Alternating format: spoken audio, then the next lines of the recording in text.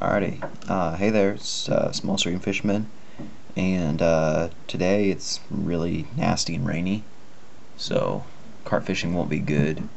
Well, it really hasn't been good because it's late in the season and everything's starting really to cool down. But I'm going to show you how to tie the it's a rough fisher pattern. It's the Dragon Slayer. This fly has performed really well for me, and hope you all enjoy it. Alrighty, start off. Taking it's some Mustad 3407. It's just an older hook that they quit making, and it's a tinned. It's a 10 saltwater hook. I'm gonna have this in a size 8, and take my thread, which is 8/0 and olive. Make a little bit of thread base for those for the eyes to stay on. For my eyes, got black bead chain, and just size it appropriately to the hook. Some people like it big, some people like it small. I prefer to have it a little bigger. That way, it turns over the hook properly. And even then, I add a little bit of lead wire. I'm gonna make a couple thread bumps here just to seat those eyes in. Make them last a little longer, I think. Get those eyes. Crap, it's slipping on me. There we go. Should hold a little tighter. Get those eyes tied in, nice and tight. Just secure them down, and start wrap back down to the bend. And now for my tail, got this black saddle. Actually, I'm going to get a better one. This is a piece 1. It's iridescent. It's really nice and iridescent. It's super webby. It's long fibers. I'm going to take what most people would consider a fairly large chunk of this and use that for my tail.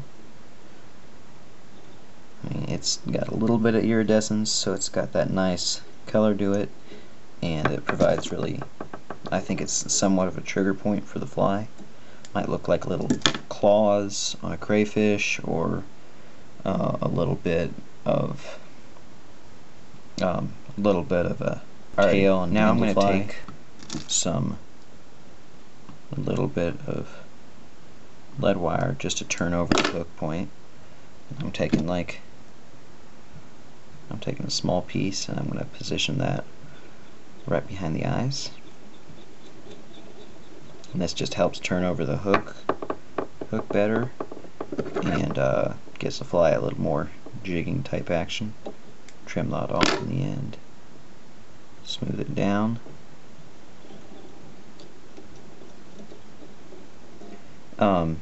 Next, I'm going to take some of this dubbing I made. It's a bit of rusty and a bit of black wool yarn that I just unraveled. With a little bit of rusty quick descent dub in there to help with flash. Dub up that body, nice and thick there. Next, I'm going to take some round rubber legs, impart a little more action on this fly. I tie these in fairly long, right behind the eye. Then, neat little trick I learned just from years of tying rubber legs in.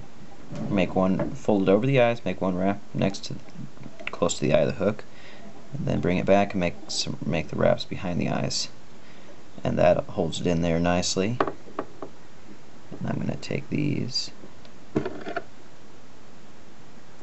measure them, and I'm going to take both of them and up here, trim to the correct length. Next, I'm going to take a saddle here. It's the top section of that saddle used earlier. Pinch off a little bit more to get the fiber length right. Tie that in right up here. And then I'm going to wrap this a few times around, probably 2 or 3. And two looks good. Just enough there to give the impression of more legs, or give it a little more bugginess.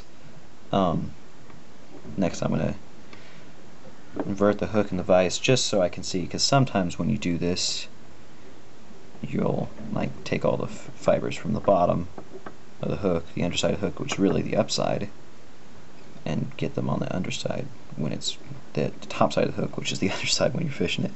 I'm going to take all those fibers and sweep them back. Let's throw that away. Got a couple stragglers there. That will also help sweep back those rubber legs. Now I'm going to take that dubbing again.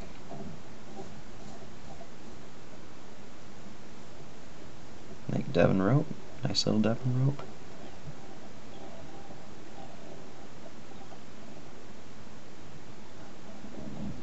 Figure 8 around those eyes, and that's pretty much it. I'm gonna trim these rubber legs just a little bit closer.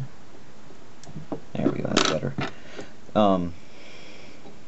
Whip finisher up, and add some head cement later. I do my flies in big batches, and there you go. Rough Fisher's Dragon Slayer. This is a great fly. I use it quite often for carp. It's caught me many carp over the years, and just a great all-around pattern. I've also caught some really nice largies and smallies, but tight lines and